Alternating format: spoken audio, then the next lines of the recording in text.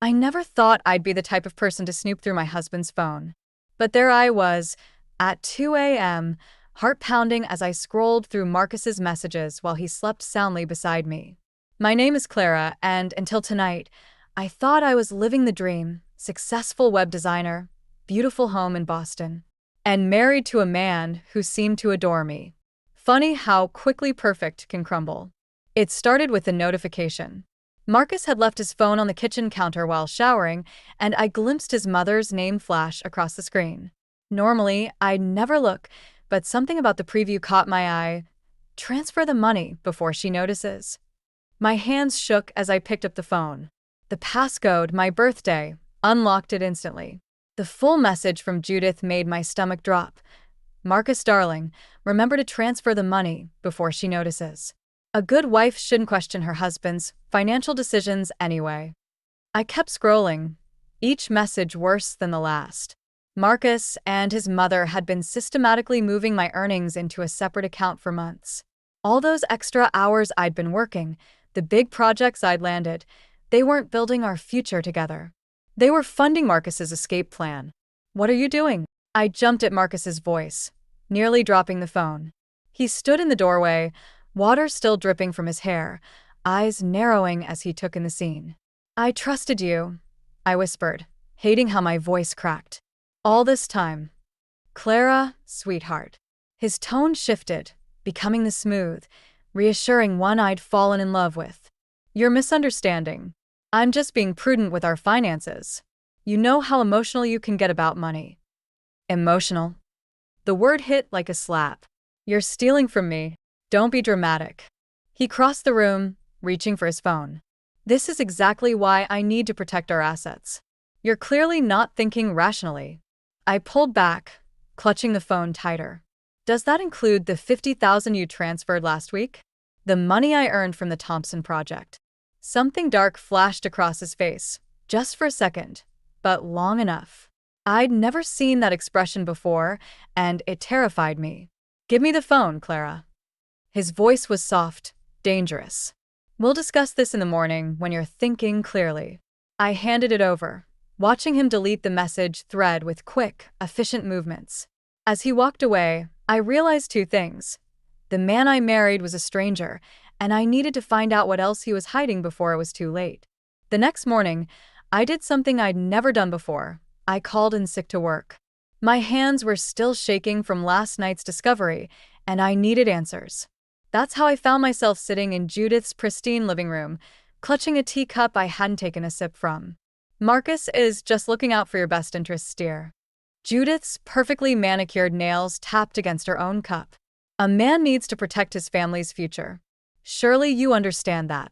I watched steam rise from my untouched tea, fighting the urge to throw it against her cream-colored walls. By stealing my money?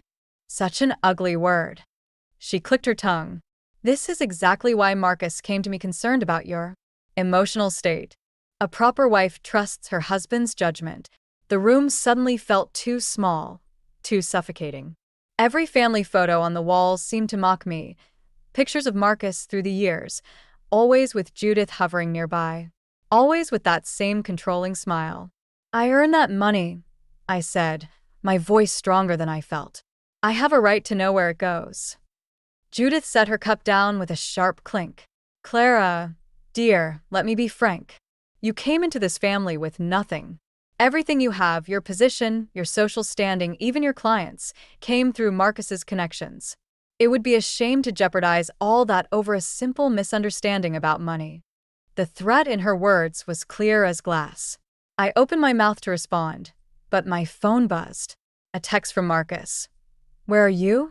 Mother just called. Come home. Now. You called him? I stared at her in disbelief. Of course I did. Judith's smile never wavered. We're family, aren't we?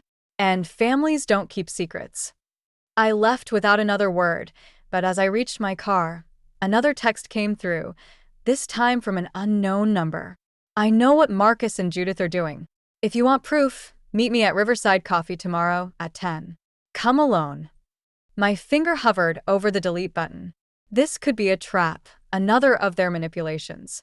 But then I remembered the look in Marcus's eyes last night, that flash of something dark and unfamiliar. I saved the number. Sometimes the scariest decision isn't discovering you're being betrayed, it's choosing to stop pretending everything's fine. As I drove home, I realized I wasn't just fighting for my money anymore. I was fighting for my freedom, and I needed all the allies I could get. Marcus was waiting at the door when I pulled up, his face a mask of concern that no longer fooled me. "Where have you been, sweetheart?" "I've been worried sick." I forced a smile, wondering how long I'd been married to this stranger. Just clearing my head. "Everything's fine now." The lie tasted bitter, but for the first time, it felt like power. The mysterious texter turned out to be Sarah Collins, another web designer who'd worked with Marcus's firm last year. We met at Riverside Coffee, where she slid a worn leather journal across the table. "I found this when I was cleaning out my old desk," she said. "It's Marcus's. From before you were married." My fingers trembled as I opened it. The pages were filled with his familiar handwriting, but the words, they belonged to a stranger. Lists of women's names, detailed notes about their weaknesses, their insecurities. Methods of manipulation that made my skin crawl. "I'm on page 37, Sarah said quietly. "He dated me for 3 months. Everything was perfect until I got that promotion he wanted." I flipped to the page. There it was, Sarah's name, followed by Marcus's methodical analysis. "Too ambitious. Needs to be reminded of her place. Mother suggests financial pressure points." "There's more," Sarah said, watching my face. "Keep reading." The next pages revealed Marcus's blueprint for our relationship. Every insecurity I'd confided, every dream I'd shared, he'd twisted them into weapons. Clara, artistic, emotional, easily manipulated through praise. Mother approves. Perfect candidate for long-term control. My coffee went cold as I read entry after entry. The Marcus in these pages was calculating, cruel, and terrifyingly familiar. I recognized his techniques now. The subtle undermining of my confidence, the careful isolation from friends, the constant reminders of how lucky I was to have him. "Why are you showing me this now?" I asked. Sarah leaned forward. "Because he's doing it again. That new intern at his firm? I've seen the signs. And because..." She hesitated. "Because I should have warned you 3 years ago, before you married him. I was too ashamed then.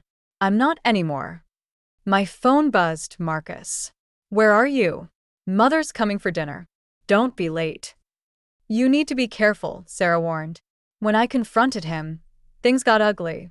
He and Judith, they're good at making people disappear professionally, socially. "They. Clara?" We both froze. Marcus stood at our table, his charming smile firmly in place. Behind him, Judith lingered by the door, her face a mask of disapproval. "Sweetheart, what a surprise," Marcus said, his eyes fixed on the journal. "Having coffee with old friends?" I slipped the journal into my bag, heart pounding. "Just a work meeting." "Of course." His smile didn't reach his eyes. "Sarah, lovely to see you again. Mother and I were just discussing your unfortunate departure from the firm last year." The threat hung in the air like smoke. Sarah met his gaze steadily, but I saw her hands shake as she gathered her things. "Think about what I said, Clara," she murmured, hurrying past Judith's icy stare. I stood to leave, but Marcus's hand caught my wrist. "We need to talk," he said softly, "about boundaries and trust." In that moment, I realized the journal wasn't just evidence. It was a weapon. And now I had to decide how to use it before Marcus and Judith used me. I spent 3 days pretending everything was normal while secretly photographing every document I could find in Marcus's home office. The journal stayed hidden in my grandmother Evelyn's house, the one place I knew they'd never look. That's where I was heading when Marcus called. "The firm's having an emergency partners meeting," he said. "I need you to bring my laptop from the study. The one in the bottom drawer." My heart stopped. I'd seen that laptop yesterday while searching. It was locked with a password I couldn't crack. "Can't you use your work computer?" "Clara." His voice hardened. "The laptop." Now. I found myself standing in his study, staring at the drawer. When I pulled it open, the laptop was gone. In its place lay a single photograph, me, meeting Sarah at the coffee shop, the journal clearly visible on the table. My phone buzzed with a text from an unknown number. Looking for something? Meet me at the park. 1 hour. Come alone, or certain financial records might find their way to the SEC. I knew it was a trap, but I also knew I had to go. The park was empty except for Judith, sitting primly on a bench with Marcus's laptop beside her. Did you really think we would notice? She smiled that perfect, poisonous smile. Marcus has known about your little investigation since day one. We've been watching you fumble around, thinking you're so clever. Where is he? Dealing with Sarah. Judith's eyes glittered. Such a shame about her relapse. Drug addiction is a terrible thing, especially when it affects one's professional reputation. You can't. We already have. She opened the laptop, turning it to show me emails, bank statements, medical records. All forged, all devastating. The same could happen to you, dear. Unless. Unless what? Sign these. She produced a stack of papers. Transfer of assets, power of attorney, and a few other necessities. Sign them, and Sarah keeps her career. Refuse. She shrugged delicately. My hands were shaking as I took the papers. Everything I'd worked for, everything I'd built, gone with a few signatures. Then I noticed something. A familiar handwriting on the laptop screen, partially hidden behind the forged documents. Another journal entry. Mother knows best. Clara's grandmother is the weak link. If she won't sign, we move to Plan B. The old woman's house is so isolated, accidents happen. Ice filled my veins. They weren't just threatening me anymore. They were threatening the only person who'd ever truly protected me. I picked up the pen, my mind racing. I'll sign, I said quietly. But I have conditions. Judith's triumphant smile told me everything I needed to know. They thought they'd won. They didn't realize they'd just given me exactly what I needed: proof of conspiracy and a reason to stop playing nice. Sometimes the most dangerous person isn't the one making threats. It's the one who has nothing left to lose. I found Marcus waiting in our bedroom that night. The signed papers spread across our bed like a surrender flag. His smile made my skin crawl. I knew you'd make the right choice, he said, gathering the documents. Mother will be pleased. Is that all that matters? I kept my voice steady, though my hands were shaking. What Judith wants. Don't start, Clara. He moved to the dresser, straightening his already perfect tie. Everything I do, everything we've built, it's all for us. Like what you did to Sarah? His reflection in the mirror went still. She made her choices. Like I did. I stepped closer. When exactly did you decide I was perfect for your little game? Was it before or after you read my therapy records?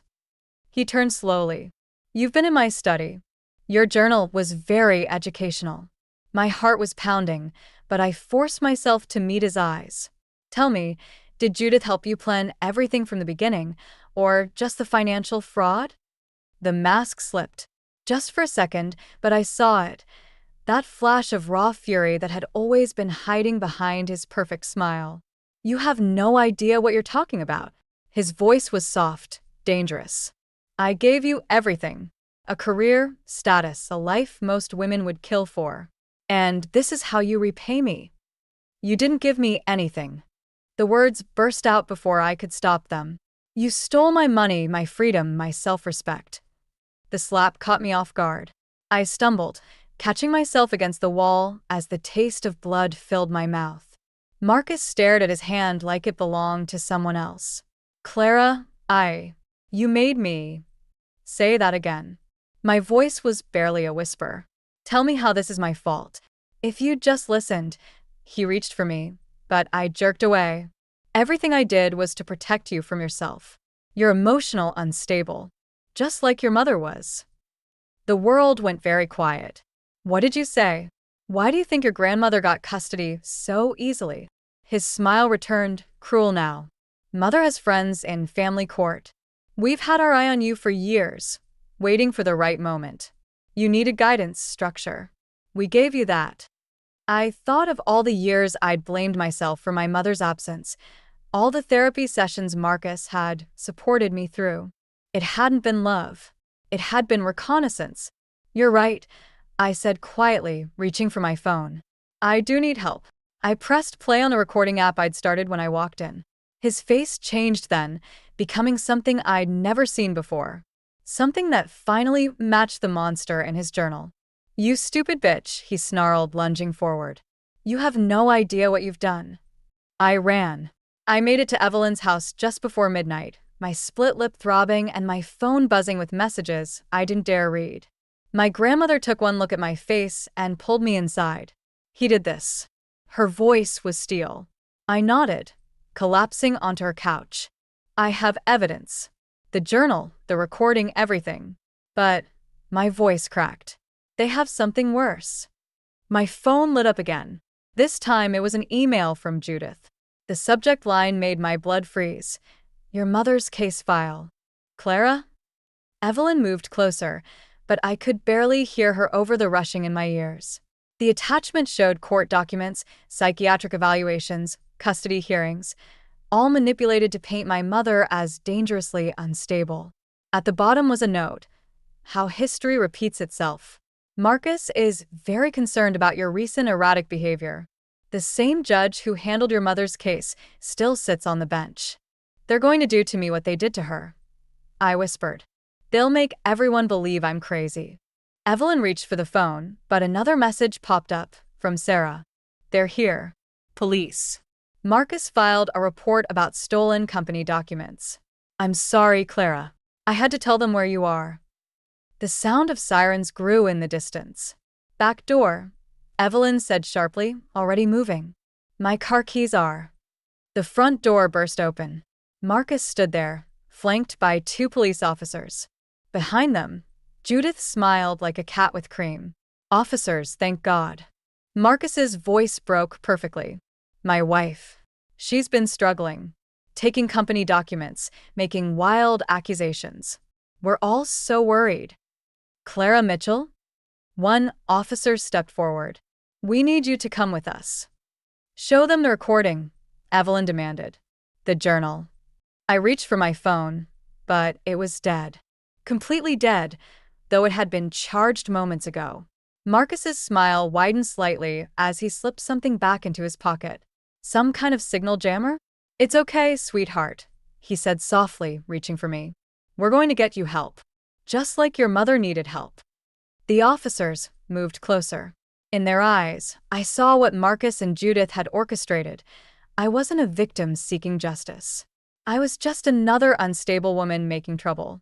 "I'm not crazy," I said, but my voice sounded small even to me. "Of course not, dear." Judith stepped forward, all concern and authority. "But these delusions about financial fraud, about Marcus hurting you, you need professional help. We have a facility all arranged." As the officers took my arms, I caught a glimpse of my reflection in the window. Split lip, wild eyes, shaking hands. I looked exactly like the unstable person they were painting me to be. They'd won. They'd actually won.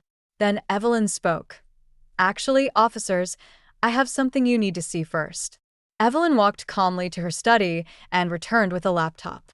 "Before you take my granddaughter anywhere, you might want to watch this." She pressed play. Security camera footage filled the screen, showing Marcus's office from multiple angles. My hands flew to my mouth as I recognized the date. The day my mother had her breakdown. "I had these cameras installed 15 years ago," Evelyn said quietly, "when I suspected what really happened to my daughter." The footage showed my mother confronting Marcus's father about financial fraud. Then Judith entering, making a phone call. Police arriving. My mother fighting as they dragged her away, while Marcus, barely 20 then, watched from the doorway. "You recorded everything?" Judith's perfectly controlled facade cracked. "All these years. Every meeting. Every threat. Every life you destroyed."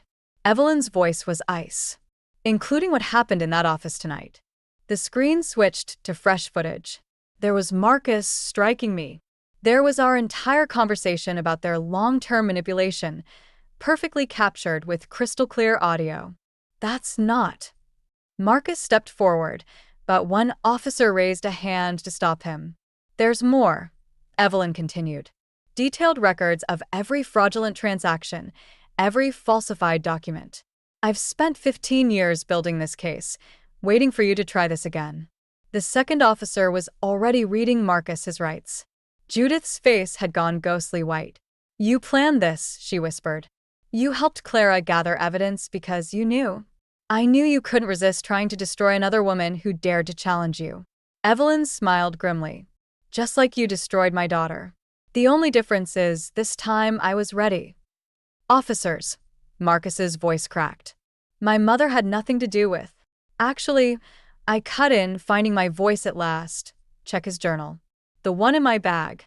He documented everything, including Judith's role in all their schemes. He's been her puppet since he was a teenager. Judith's eyes snapped to Marcus, with such venom that he physically recoiled. In that moment, I saw him clearly, not just the monster he'd become, but the scared boy who'd been molded by his mother's ambitions. You kept a journal? Judith's voice trembled with rage. You stupid, weak. Mother, please, Marcus begged, but she was already turning on him, spitting accusations, revealing more evidence in her fury than any investigation could have uncovered. As the officers led them both away, I felt Evelyn's hand on my shoulder. Your mother would be proud, she said softly. It's over. But watching Marcus and Judith tear each other apart in their final moments of freedom, I realized something. Revenge wasn't about making them pay. It was about breaking free of their control, both of us. Even if Marcus never understood that. I touched my grandmother's hand, finally ready to heal. Let's go home. 6 months after. Ready.